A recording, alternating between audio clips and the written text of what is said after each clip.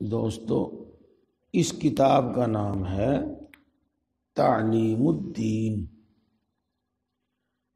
دین سکھانا، یہ مطلب ہے تعلیم الدین کا۔ نماز، روزہ، جتنی بھی عبادتیں ہیں سب شریعت کی روح سے ہمارے ذمہ لازم اور ضروری ہے۔ ایسے ہی اللہ تبارک و تعالیٰ نے دوسرے تمام کام جو ہم زندگی میں کرتے ہیں، مثال کے طور پر نکاح، شادی بیاہ، اس میں بھی ہماری رہنمائی فرمائی ہے اور اس بارے میں بھی ہمیں اچھی اچھی باتیں بتلائی ہیں۔ اگر ہم ان باتوں کو سنیں گے، سمجھیں گے تو ان پر عمل کریں گے، اور اگر ہم ان کو سنیں گے نہیں، سمجھیں گے نہیں تو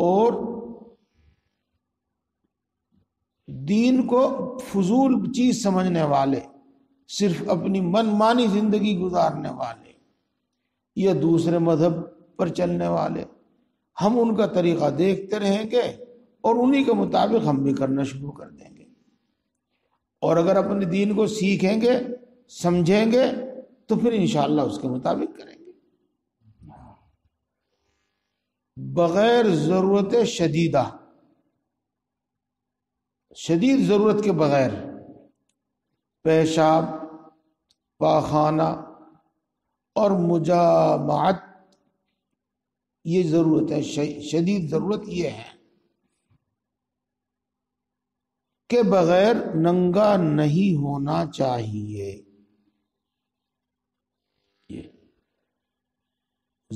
شدید ضرورت کے بغیر ننگا نہیں ہونا چاہیے، یہ ہے۔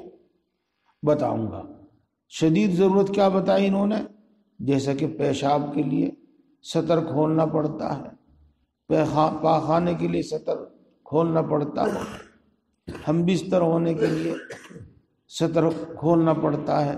یہ تو ضرورت کی چیز ہے، ضرورت کے موقع ہیں، ان میں تو آدمی سطر کھول دے۔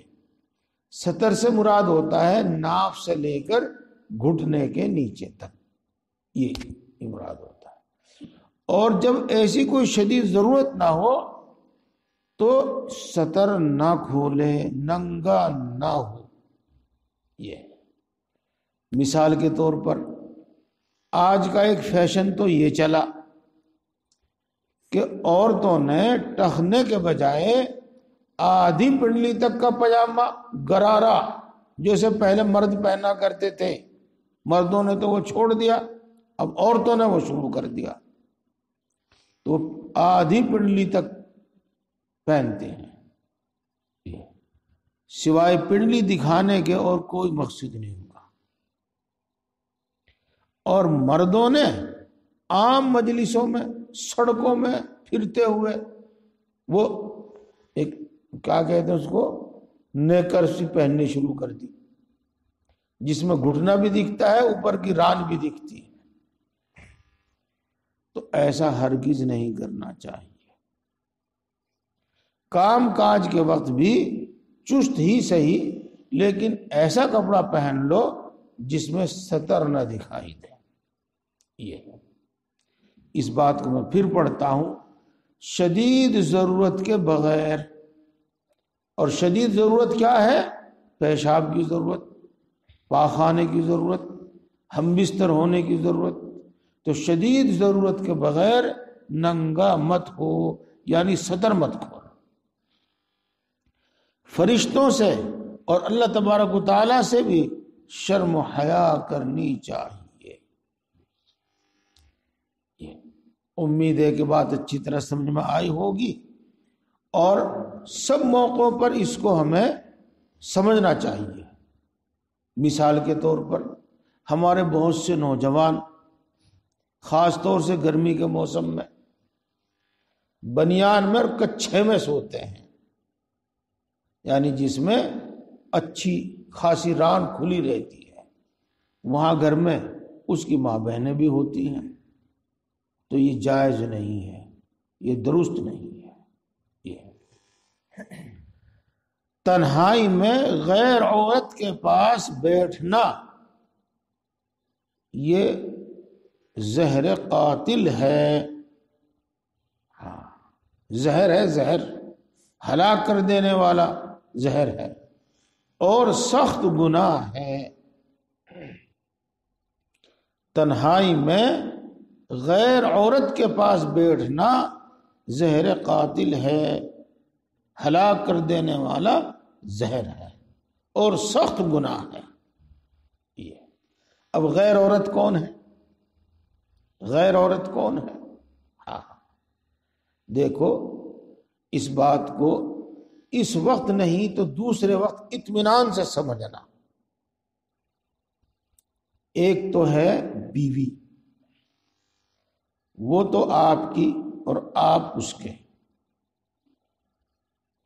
اس کے بعد ہے جن کو کہتے ہیں محرم عورت. محرم عورت ماں، بیٹی، بہن اور بیٹی کے ساتھ ساتھ پوتی.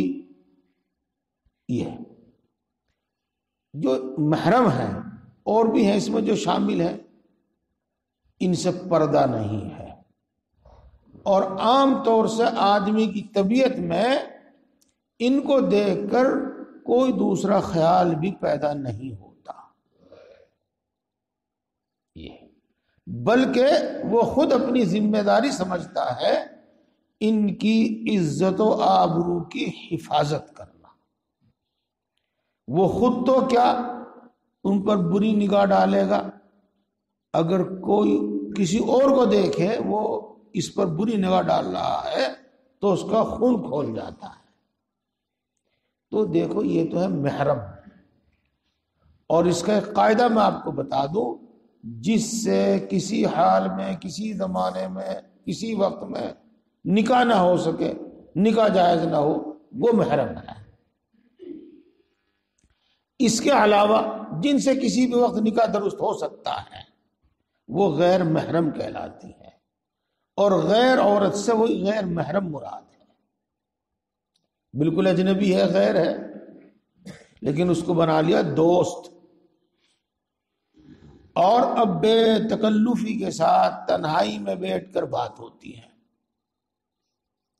ہاں، ایسی صورت میں آدمی چاہے جتنا دعویٰ کرے لیکن گناہ سے بچنا دشوار ہے. کسی کی نیت پر ہم حملہ نہیں کرتے، کسی کو ہم غلط نہیں بتاتے، لیکن بہرحال انسانی طبیعت کو سامنے رکھتے ہوئے یہ بات ہے، بالکل پکی ہے کہ گناہ سے بچنا دشوار ہے. اسی طریقے سے ہمارے یہاں مذاق، ہنسی مذاق کرتے ہیں سالیوں سے، بھابھیوں سے، تو یہ غیر عورت ہے. غیر، ان کے ساتھ تنہائی میں بیٹھنا، ہنسی مذاق کرنا، یہ گناہ ہے، سخت گناہ ہے. اسی طریقے سے اور کوئی بھی ہو، غیر ہو. یہاں اس بات کو بھی یاد رکھیے گا، مثال کے طور پر چچا کی لڑکی ہے، چچا زاد بہن ہے، پھوپھی کی لڑکی ہے، خالہ کی لڑکی ہے، ماموں کی لڑکی ہے، جن سے اکثر و بیشتر واسطہ پڑتا رہتا ہے، یعنی ایک ہی گھر میں رہتے ہیں. ہاں، تو ایسے میں چاہیے کہ ان کو کچھ باتوں کی ہدایت کرو. مثال کے طور پر آستین یہاں تک کی پہنے، مثال کے طور پر اتنا ٹائٹ، اتنا سخت نہ پہنے کپڑا، اتنا باریک نہ پہنے کپڑا جس سے جسم کے اعضاء نظر آئے. ایک تو یہ.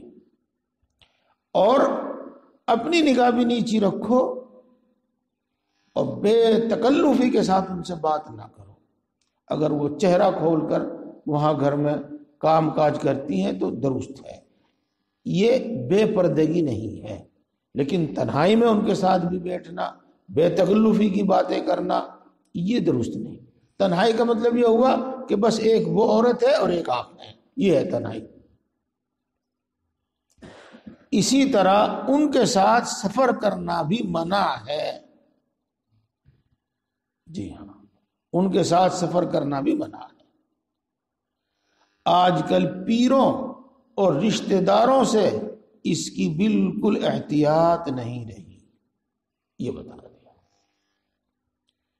غیر عورت اس کو کہتے ہیں جس سے نکاح کبھی بھی عمر میں حلال ہو سکے. یہ وہ بات ہو. اب آگے چلیے گا. عورت کے واسطے بھی جائز نہیں ہے کہ وہ غیر مرد کو دیکھے. یہ بغیر ضرورت کے عورت کے واسطے بھی یہ جائز نہیں ہے کہ وہ غیر مرد کو دیکھے. اکثر عورتوں کو جھانکنے تاکنے کی عادت ہوتی ہے. یہ بڑی واہیات بات ہے. ہاں، معاملہ کچھ اس طرح سے ہے. اگر مرد کسی عورت کو دیکھے تو بے پردگی، اور عورت مردوں کو دیکھے تو اس کو بے پردگی شمار نہیں کیا جاتا.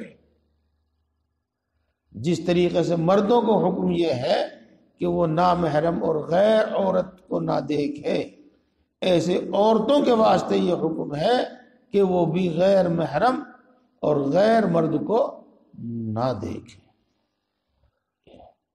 اللہ تبارک و تعالی قرآن پاک میں ارشاد فرماتے ہیں کہ آپ حکم دے دیجئے گا مسلمان مومن مردوں کو کہ وہ اپنی نگاہیں نیچی رکھیں اور شرمگاہ کی حفاظت کریں، اور آپ حکم دے دیجئے گا مومن مسلمان عورتوں کو کہ وہ اپنی نگاہیں نیچی رکھیں اور اپنی شرمگاہوں کی حفاظت کریں. مطلب یہی ہے کہ بلا ضرورت نہ دیکھیں ایک دوسرے کو. اولاد کا حق ہے کہ اولاد کا نام اچھا رکھو. یہ ہوگی بات. اولاد کا نام اچھا رکھو. اچھا نام کیا ہے یہ بھی سمجھ لو. اچھا نام ہے حدیث پاک میں جیسا آیا ہے عبداللہ، عبد الرحمن، عبد الرحیم. یہ عبداللہ کا مطلب ہوتا ہے اللہ کا بندہ، عبد الرحمن کا مطلب بھی ہوتا ہے رحمان کا بندہ. اس طرح کے نام رکھو. اچھا نام یہ ہوا. اسی طریقے سے محمد، احمد یہ نام رکھو. یہ اچھے نام ہو. ایسے ہی افضل تو یہی ہے. اس کے علاوہ کوئی اور ایسا نام جس کے معنی مطلب اچھے ہیں رکھ لو. لیکن خصوصاً ہمارے ہندوستان میں آج تک یہ رواج دیکھنے میں آیا ہے کہ وہ اپنے نام کے ساتھ محمد یا احمد لگاتے ہیں. لیکن اب محمد احمد نہیں بلکہ اپنے نام کے ساتھ اپنے باپ کا نام خالد رشید، اللہ اکبر اللہ اکبر، ایسے ایسے نام. اجی اچھا سا نام بتا دو. اچھا نام اجی بالکل نیا ہونا چاہیے. ہاں، ایان گیان نہ معلوم کیا کیا کیا تھا. تو بھائی یہ اچھے نام نہیں ہے. محمد، احمد یہ نام رکھو. دوسرے انبیاء کرام علیہ السلام کے نام رکھو. صحابہ کرام رضوان اللہ تعالی علیہ مجمعین کے نام رکھو. یہ اچھے نام ہو. اور بچوں کو علم سکھاؤ، ان کو تعلیم دو، اور بچوں کو اور دوسرا ہنر سکھاؤ. یہ دیکھو، سب سے پہلا بچوں کو دین کا علم سکھاؤ. اس کے ساتھ یا اس کے بعد، دو لفظ بولے میں نے، اس کے ساتھ یا اس کے بعد. تفصیل میں جاؤں گا تو بات بہت لمبی ہو جائے گی. اس کو ایسا ہنر سکھاؤ جس سے وہ اپنی روزی روٹی کما سکے. کاروبار سے متعلق ہنر سکھاؤ. یہ ہے. جب جوان ہو جاوے تو نکاح کرو، ورنہ اس سے اگر کوئی گناہ ہو گیا تو اس کا وبال تمہاری گردن پر ہوگا. یہ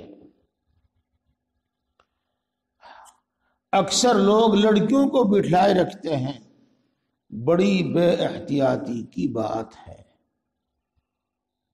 بہرحال دیکھو دوستو، یوں تو بچہ بالغ ہو جاتا ہے 12 سال میں،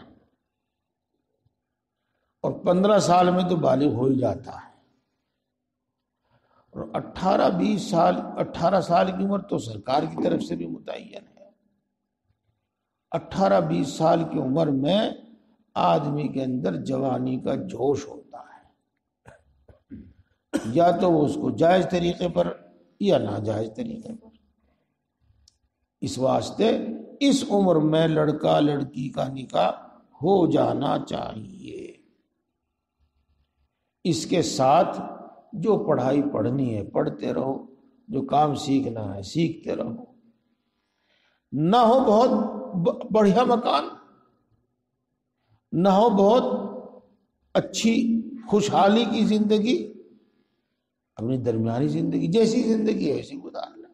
بہرحال زنا بہت بڑا گناہ ہے اور اس سے بچنا چاہیے، اور اس کے بچنے کا ایک سامان یہ ہے کہ جوانی میں آدمی کا نکاح ضرور ہو جائے۔ اگر کسی جگہ ایک شخص نے نکاح کا پیغام بھیجا ہے تو جب تک اس کو جواب نہ مل جاوے یا وہ خود نہ چھوڑ بیٹھے، تم وہاں نکاح کا پیغام مت بھیجو۔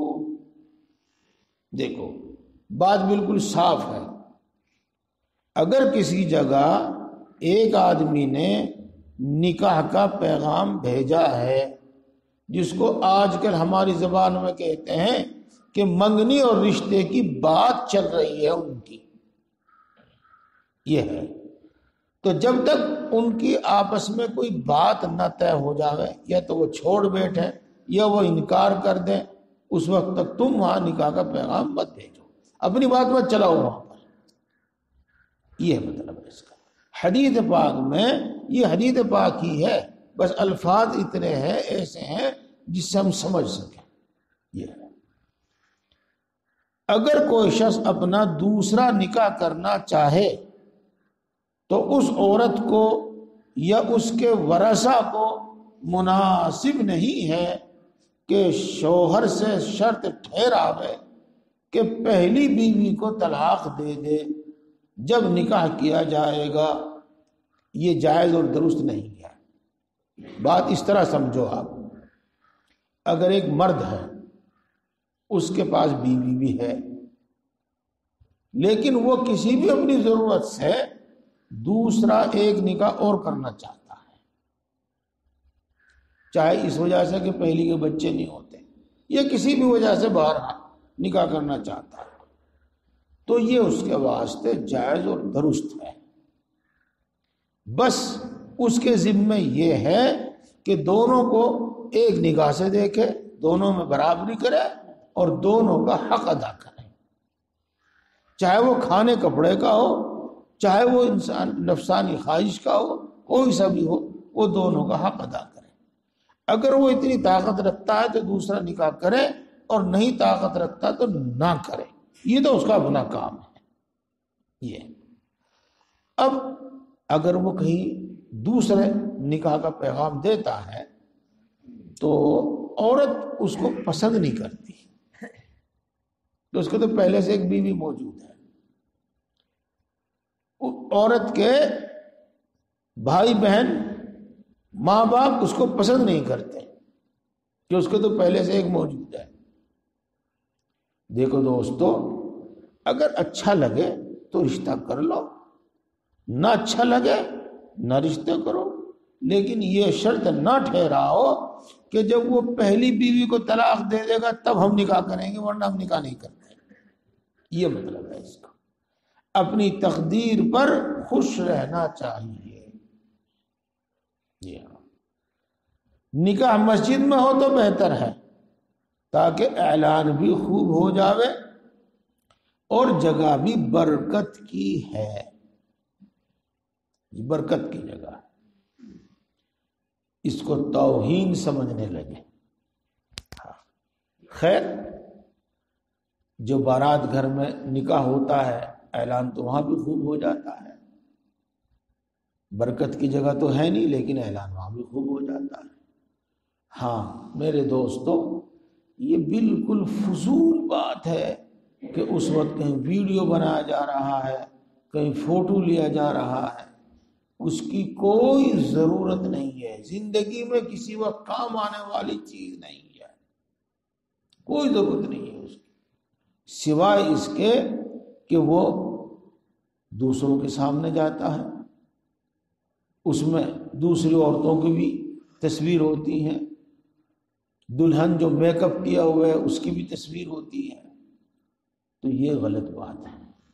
عورتوں کی تصویر بھی نہ ہو، مردوں کی تصویر ہو تو دیکھو بغیر ضرورت کے تصویر کھینچنا اور ویڈیو بنانا یہ کبیرہ گناہ ہے، بڑا گناہ ہے، بڑا۔ یہ اب آگے چلو، اس کو میں پہلے زبانی سمجھاتا ہوں۔ کچھ علاقوں میں تو یہ رواج ہے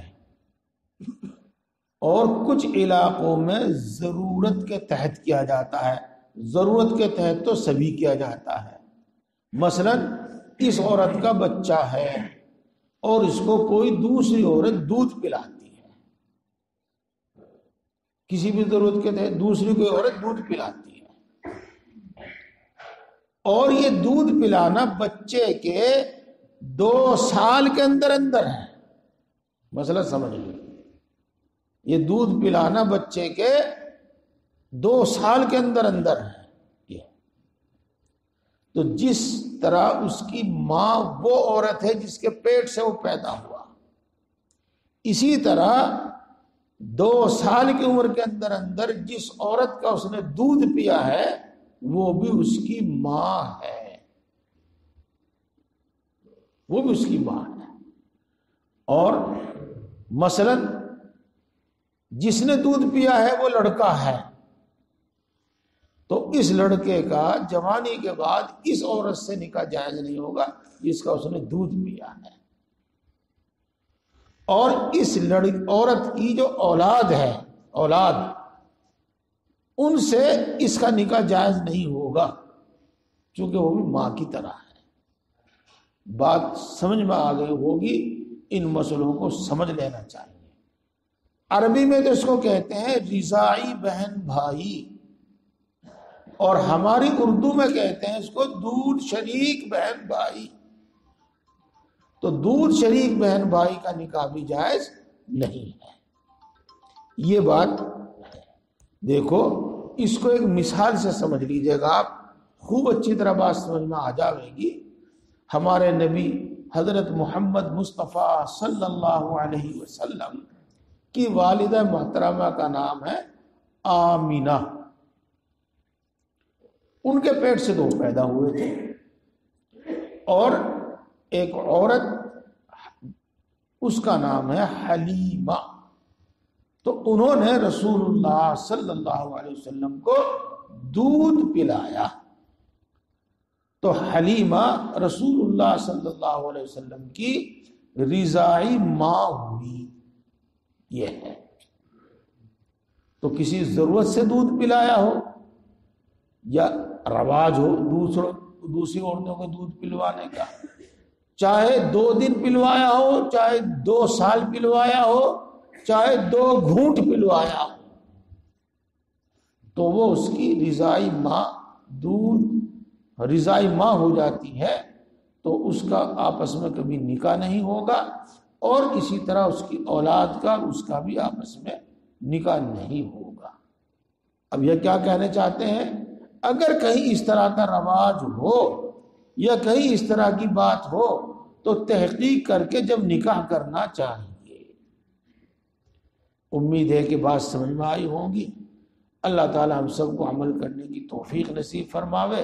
بس میں اتنی گزارش کرتا ہوں کہ جائز ناجائز، حلال حرام کا تعلق ہے ان باتوں سے، ان میں اگر ہم ان کو سنتے سمجھتے رہیں گے تو یہ ہماری سمجھ میں بھی آ جائیں گے، یاد بھی رہیں گے، عمل میں آسانی بھی ہوگی۔ اور اگر ہم نے ان کو بالکل اسی طریقے سے پس پشت ڈال دیا کہ کبھی ان کا پڑھنا سننا ذکر تذکرہ ہی نہیں، تو ہم سب ان کو بھول جاویں گے، عمل میں بھی نہیں رہے گی یہ باتیں، سمجھانے سے بھی سمجھ میں نہیں آویں گی وقت پر۔ ہاں، ایک لڑکا ایک لڑکی کو پسند کرتا ہے، وہ تو تقاضا کر رہا کہ میرا اس سے نکاح ہو، میرا اس سے نکاح ہو۔ اس کو یہ معلوم نہیں کہ بھائی جو دونوں دو دودھ شریک بہن بھائی ہیں، ان کا آپس میں نکاح نہیں ہوگا، لیکن بس اس پر تو خواہش کا غلبہ ہے، وہ تو کہہ رہا کہ میں نکاح کروں گا اس سے، وہ لڑکی تو کہہ رہی ہے کہ میں نکاح کروں گی اس سے۔ اب مسئلہ معلوم نہیں ہے، اب جب سمجھایا جاتا ہے تو دل مانتا نہیں، دل قبول نہیں کرتا۔ اگر پہلے سے معلوم ہو، ان دونوں کو بھی معلوم ہو اور دوسروں کو بھی معلوم ہو، دوسرے بھی ان کو کہیں سنیں، تو آدمی باز آ جاوے، مان جا۔ ہاں، بہرحال جب ہم بار بار کہتے ہیں کہ بھئی جائز کام کرو، ناجائز سے بچو، حلال کام کرو، حرام سے بچو، تو ہمیں معلوم بھی تو ہو کہ جائز کیا ہے ناجائز کیا ہے، تبھی تو ہم جائز کو کریں گے اور ناجائز سے بچیں گے۔ ہمیں معلوم بھی تو ہو کہ حلال کیا ہے حرام کیا ہے، تبھی ہم حلال اختیار کریں گے، حرام سے بچیں گے۔ بہرحال بات ہو گئی، میں اس مسئلے کو پھر کہتا ہوں، چونکہ کتاب والے نے بھی اس کو بہت اہتمام سے بیان کیا ہے کہ اگر یہ شک و شبہ ہو، اس طرح کی کچھ معلومات ہوں کہ ان دونوں نے ایک ماں کا دودھ پیا ہے تو ان کا نکاح جائز نہیں ہے، ایسے موقع پر تحقیق کر کے جب نکاح